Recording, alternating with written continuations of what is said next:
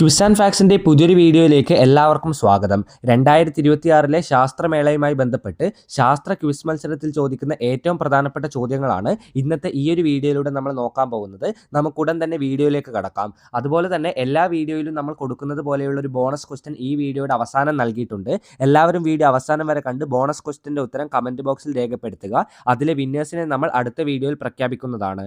നമ്മുടെ കഴിഞ്ഞ വീഡിയോയിലെ ശാസ്ത്ര ക്വിസിൻ്റെ ബോണസ് ക്വസ്റ്റ്യൻ്റെ വിന്നേഴ്സിനെ ഈ വീഡിയോയുടെ അവസാനം പ്രഖ്യാപിച്ചിട്ടുണ്ട്. അതുപോലെ തന്നെ ഇതുപോലെയുള്ള വീഡിയോകൾക്ക് വേണ്ടി ചാനൽ ഇപ്പോൾ തന്നെ ഒന്ന് സബ്സ്ക്രൈബ് ചെയ്യുക. നമുക്കൊട്ടും സമയം കളയാതെ തന്നെ ഒന്നാമത്തെ ചോദ്യത്തിലേക്ക് കടക്കാം. ചോദ്യം നമ്പർ 1. പിത്തള അല്ലെങ്കിൽ ബ്രാസ് എന്ന് പറയുന്നത് ഏതെല്ലാം ലോഹങ്ങളുടെ സങ്കരമാണ് അല്ലെങ്കിൽ അലോയ് ആണ്?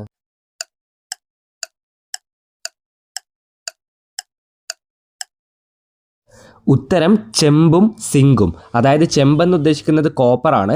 കോപ്പറിൻ്റെയും സിങ്കിൻ്റെയും ഒരു അലോയ് ആണ് അല്ലെങ്കിൽ സങ്കരമാണ് നമ്മൾ പിത്തള എന്ന് മലയാളത്തിൽ വിളിക്കുന്ന ബ്രാസ് എന്ന് പറയുന്ന വസ്തു. ചോദ്യം നമ്പർ 2. ശുദ്ധമായ സ്വർണം അല്ലെങ്കിൽ പ്യുവർ ആയിട്ടുള്ള സ്വർണം എത്ര ക്യാരറ്റ് ആണ്?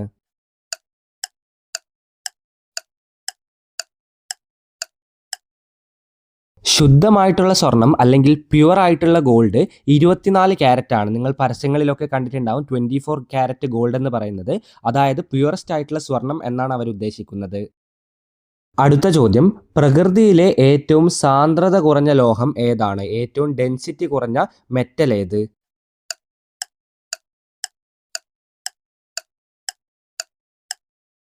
സാന്ദ്രത അല്ലെങ്കിൽ ഡെൻസിറ്റി ഏറ്റവും കുറഞ്ഞ ലോഹം അല്ലെങ്കിൽ മെറ്റൽ ലിഥിയമാണ്. എന്തുകൊണ്ടാണെന്നാൽ എന്താണ് ഡെൻസിറ്റി എന്ന് ആദ്യം ഓർക്കുക. മാസ് ബൈ വോളിയം ആണ് ഡെൻസിറ്റി എന്ന് പറയുന്നത്. ലിഥിയത്തിൻ്റെ അറ്റോമിക് മാസ് എന്ന് പറയുന്നത് അതിൻ്റെ അറ്റോമിക് സൈസ് വെച്ച് നോക്കുമ്പോൾ വളരെയധികം കുറവാണ്. അതുകൊണ്ട് തന്നെ ഡെൻസിറ്റിയും വളരെയധികം കുറവാണ്. അതുകൊണ്ടാണ് പ്രകൃതിയിലെ ഏറ്റവും ഡെൻസിറ്റി കുറഞ്ഞ മെറ്റലായിട്ട് ലിഥിയം മാറിയിരിക്കുന്നത്.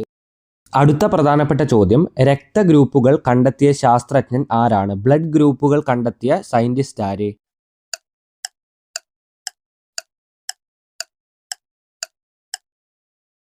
ഉത്തരം കാൾ ലാൻഡ്സ്റ്റെയ്നർ. കാൾ ലാൻഡ്സ്റ്റെയ്നർ എന്ന് പറയുന്ന ഓസ്ട്രേലിയൻ ഫിസിഷ്യനാണ് 1900 ഇങ്ങനെയുള്ള ബ്ലഡ് ഗ്രൂപ്പുകൾ കണ്ടെത്തിയത്. എത്ര ബ്ലഡ് ഗ്രൂപ്പുകൾ ഉണ്ട് എന്ന് കൂടി അറിഞ്ഞിരിക്കുക. നമ്മൾ മെയിനായിട്ട് പറയുന്നത് 4 ബ്ലഡ് ഗ്രൂപ്പുകളാണ്. എ, ബി, ഒ, അതുപോലെ തന്നെ എ, ബി എന്നീ ബ്ലഡ് ഗ്രൂപ്പുകൾ. ഇതിൻ്റെ കൂടെ RH ഫാക്ടർ, അതായത് പോസിറ്റീവ് RH ഫാക്ടറും നെഗറ്റീവ് RH ഫാക്ടറും ഉണ്ട്. ഇതിലേതെങ്കിലും ഒന്ന് മിക്സ് ചെയ്യുകയാണെങ്കിൽ ബ്ലഡ് ഗ്രൂപ്പ് എയിനെ നമുക്ക് എ പോസിറ്റീവ് എന്നും എ നെഗറ്റീവും എന്ന് ഡിവൈഡ് ചെയ്യാം. ബ്ലഡ് ഗ്രൂപ്പ് ബിയിനെ നമുക്ക് ബി പോസിറ്റീവ് എന്നും ബി നെഗറ്റീവും എന്ന് ഡിവൈഡ് ചെയ്യാം. എ ബിയെ നമ്മൾക്ക് എ ബി പോസിറ്റീവും എ ബി നെഗറ്റീവും എന്നും ഡിവൈഡ് ചെയ്യാം. അതേപോലെ തന്നെ ഒ ബ്ലഡ് ഗ്രൂപ്പിനെ ഒ പോസിറ്റീവ് എന്നും ഒ നെഗറ്റീവും എന്നും നമുക്ക് ഡിവൈഡ് ചെയ്യാം. അങ്ങനെയാണെങ്കിൽ നമുക്ക് മുഴുവനായി 8 ബ്ലഡ് ഗ്രൂപ്പുകൾ ലഭിക്കുന്നതാണ്. അടുത്ത ചോദ്യത്തിലേക്ക് കടക്കുന്നു. ഒപ്റ്റിക്കൽ ഫൈബറിന്റെ പിതാവ് എന്നറിയപ്പെടുന്ന ഇന്ത്യൻ വംശജനായ ശാസ്ത്രജ്ഞൻ ആരാണ്?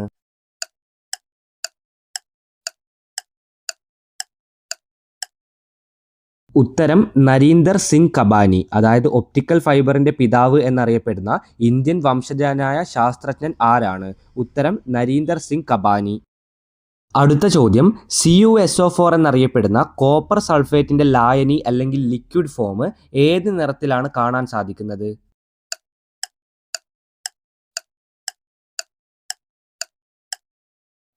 ഉത്തരം നീല നിറം. കോപ്പർ സൾഫേറ്റ് അല്ലെങ്കിൽ CuSO4ന്റെ ലായനി കാണാൻ പറ്റുന്നത് നീല നിറത്തിലാണ്. വളരെ ഇമ്പോർട്ടൻ്റ് ആയ ചോദ്യമാണ്. ഉത്തരം ബ്ലൂ കളർ. അടുത്ത ചോദ്യം, പന്നിപ്പനി എന്നറിയപ്പെടുന്ന സ്വൈൻ ഫ്ലൂവിന് കാരണമായ വൈറസ് ഏതാണ്? ഈ ഒരു രോഗത്തിന് കാരണമാവുന്നത് ഒരു വൈറസ് ആണ്. ആ വൈറസിന്റെ പേരെന്ത്?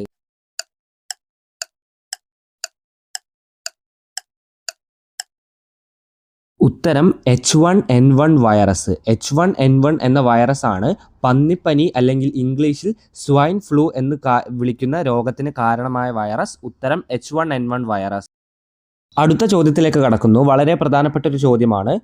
ഫാദർ ഓഫ് മോഡേൺ കെമിസ്ട്രി അല്ലെങ്കിൽ ആധുനിക രസതന്ത്രത്തിന്റെ പിതാവ് എന്നറിയപ്പെടുന്നത് ആരാണ്?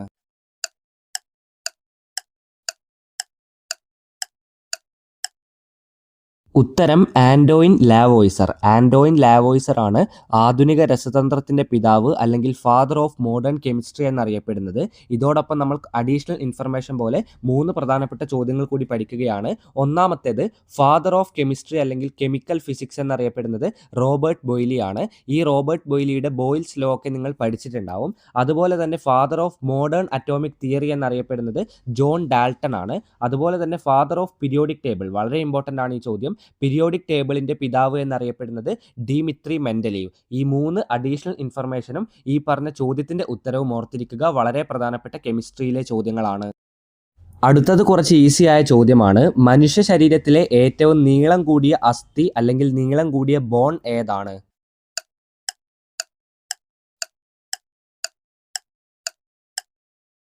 നമ്മുടെ തുടയുടെ ഭാഗത്തുള്ള ഫീമർ എന്ന് പറയുന്ന എല്ലാണ് നമ്മുടെ മനുഷ്യ ശരീരത്തിലെ ഏറ്റവും നീളം കൂടിയ അസ്ഥി.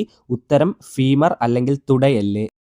അടുത്ത ചോദ്യം, പ്രകൃതിയിലെ ഏറ്റവും സാന്ദ്രത കൂടിയ ദ്രാവകം ഏതാണ്? ഏറ്റവും കൂടുതൽ ഡെൻസിറ്റി കൂടിയ ദ്രാവകം.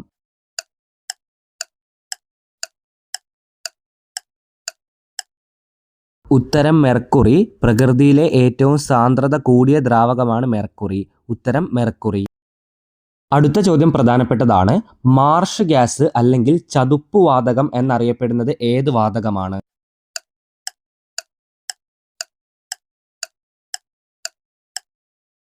ചതുപ്പ് വാതകം അല്ലെങ്കിൽ മാർഷ് ഗ്യാസ് എന്നറിയപ്പെടുന്നത് CH4 എന്നറിയപ്പെടുന്ന മീഥെയ്ൻ ആണ്.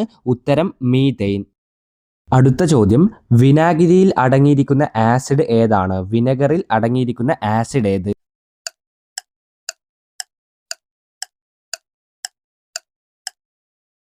ഉത്തരം അസറ്റിക് ആസിഡ്. വിനാഗിരിയിൽ അടങ്ങിയിരിക്കുന്ന ആസിഡ് അസറ്റിക് ആസിഡ് ആണ്. ഉത്തരം അസറ്റിക് ആസിഡ്. അടുത്ത ചോദ്യവും ആസിഡുമായി ബന്ധപ്പെട്ട ചോദ്യം തന്നെയാണ്. ആപ്പിളിൽ അടങ്ങിയിരിക്കുന്ന പ്രധാന ആസിഡ് ഏതാണ്?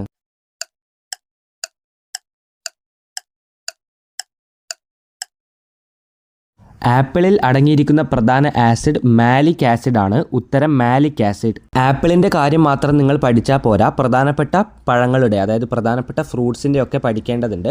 അപ്പോൾ അതിൻ്റെ ഒരു ടേബിൾ ഇപ്പോൾ നിങ്ങൾക്ക് സ്ക്രീനിൽ കാണാം. ഇത് ഉപയോഗിച്ചുകൊണ്ട് പഠിക്കുക. പ്രധാനപ്പെട്ട ഫ്രൂട്ടുകളും അതിൽ അടങ്ങിയിരിക്കുന്ന കോമൺ ആയിട്ടുള്ള ആസിഡുകളും ഇവിടെ കൊടുത്തിട്ടുണ്ട്. 14ാമത്തെ ചോദ്യം, പട്ടുനൂൽപ്പുഴു വളർത്തലിന് സയൻസിൽ പറയുന്ന പേരെന്താണ്? അതിനെ പറയുന്ന സയൻറ്റിഫിക് ആയിട്ടുള്ള പേര്.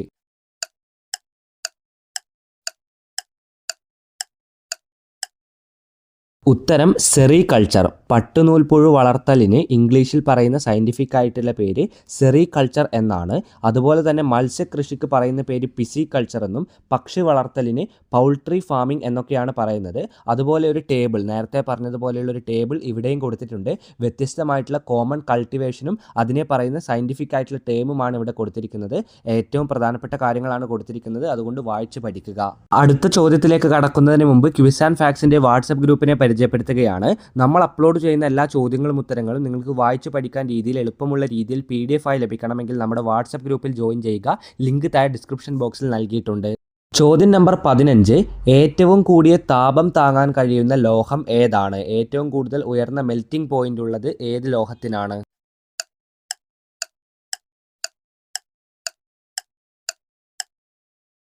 ഉത്തരം ടങ്സ്റ്റൺ. ഏറ്റവും കൂടുതൽ താപം താങ്ങാൻ കഴിയുന്ന ലോഹം ടങ്സ്റ്റൺ ആണ്. ഇതിൻ്റെ ഏറ്റവും പ്രധാനപ്പെട്ട കാരണം ടങ്സ്റ്റൻ്റെ ഏറ്റവും ഉയർന്ന മെൽറ്റിംഗ് പോയിൻ്റ് ആണ്. ടങ്സ്റ്റൻ്റെ മെൽറ്റിംഗ് പോയിൻ്റ് 3422 സെൽഷ്യസ് ആണ്. അതുകൊണ്ട് തന്നെ ഏറ്റവും കൂടുതൽ താപം താങ്ങാൻ കഴിയുന്ന മെറ്റലും ഏതാണ്? ടങ്സ്റ്റൺ ആണ്. നിങ്ങളെല്ലാവരും കാത്തിരുന്ന ഈ ഒരു വീഡിയോയിലെ ബോണസ് ചോദ്യത്തിലേക്ക് കടക്കുന്നു. ചോദ്യം ഇതാണ്, തവളയുടെ ഹൃദയത്തിന് എത്ര അറകളാണുള്ളത്? ഉത്തരം എല്ലാവരും കമൻറ്റ് ചെയ്യുക. ഇതോടൊപ്പം നമുക്ക് മറ്റൊരു കാര്യം കൂടി പഠിക്കാം. മനുഷ്യൻ്റെ ഹൃദയത്തിന് എത്ര അറകളുണ്ട്? ഉത്തരം 4 ആണ്.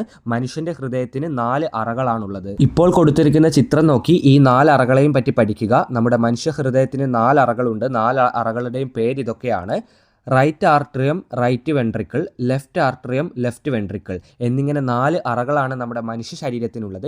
ഈ വീഡിയോയിലുള്ള ബോണസ് ചോദ്യം ഇതുപോലെ തവളയുടെ ഹൃദയത്തിന് എത്ര അറകൾ ഉണ്ട് എന്നാണ്. ഉത്തരം അറിയുന്നവർ താഴെ കമൻറ്റ് ബോക്സിൽ ഉത്തരം നൽകുക. ഉത്തരത്തിൻ്റെ കൂടെ നിങ്ങളുടെ പേര് രേഖപ്പെടുത്താൻ മറക്കരുത്. നമ്മുടെ കഴിഞ്ഞ ശാസ്ത്ര ക്വിസിലെ ബോണസ് ചോദ്യം ഇതായിരുന്നു: ചെടികളുടെ ഇലകൾക്ക് പച്ച നിറം നൽകുന്ന വർണ്ണവസ്തു ഏതാണ് അല്ലെങ്കിൽ പിഗ്മെൻറ്റ് ഏതാണ്? ഇതിൻ്റെ ശരിയായ ഉത്തരം ക്ലോറോഫിൽ അല്ലെങ്കിൽ ഹരിതകം എന്ന് പറയുന്ന പിഗ്മെൻ്റ് ആണ്. അല്ലെങ്കിൽ വർണ്ണവസ്തുവിൻ്റെ പേര് ഹരിതകം അല്ലെങ്കിൽ ക്ലോറോഫിൽ എന്നാണ്. ഇനി ആരൊക്കെയാണ് ശരി ഉത്തരം കമൻറ്റ് ചെയ്ത വിന്നേഴ്സ് എന്ന് നോക്കാം. കുറേ കുട്ടികൾ ഉത്തരം കമൻറ്റ് ചെയ്തിട്ടുണ്ടായിരുന്നു. അതിൽ നിന്ന് സെലക്ട് ചെയ്യപ്പെട്ട വിന്നേഴ്സ് ഇവരൊക്കെയാണ്: ഇൻഷ കെ, മഹാലക്ഷ്മി, ഫാത്തിമ ലിയ, ഋതുപാർണ, അമീന, നൈതിക് നിർമ്മൽ, സയൂജ്യ സന്തോഷ്, അതുപോലെ തന്നെ Sanania P R, Abhishek C A. ഇത്രയും പേരാണ് നമ്മുടെ കഴിഞ്ഞ വീഡിയോയിലെ ബോണസ് ക്വസ്റ്റിൻ്റെ സെലക്ട് ചെയ്യപ്പെട്ട വിന്നേഴ്സ്. ഇതേപോലൊരു ബോണസ് ക്വസ്റ്റിനാണ് നമ്മൾ തൊട്ട് മുമ്പ് പറഞ്ഞിരിക്കുന്നത്. ഉത്തരം അറിയുന്ന എല്ലാവരും കമൻറ്റ് ബോക്സിൽ ഉത്തരം രേഖപ്പെടുത്തുക. ഉത്തരത്തിൻ്റെ കൂടെ നിങ്ങളുടെ പേര് കൂടി രേഖപ്പെടുത്താൻ മറക്കരുത്. എന്നാൽ മാത്രമേ നിങ്ങൾ ആരാണെന്ന് മനസ്സിലാവുകയുള്ളൂ. അപ്പോൾ ശാസ്ത്ര ക്വിസുമായി ബന്ധപ്പെട്ട നമ്മുടെ ക്വിസ് ആൻഡ് ഫാക്സിൻ്റെ രണ്ടാമത്തെ വീഡിയോ ഇവിടെ വെച്ച് അവസാനിപ്പിക്കുകയാണ്. ഈ ഒരു വീഡിയോ അവസാനം വരെ കണ്ട എല്ലാവർക്കും നന്ദി, നമസ്കാരം. ഇതുപോലെയുള്ള വീഡിയോകൾക്ക് വേണ്ടി ചാനൽ ഇപ്പോൾ തന്നെ സബ്സ്ക്രൈബ് ചെയ്യുക.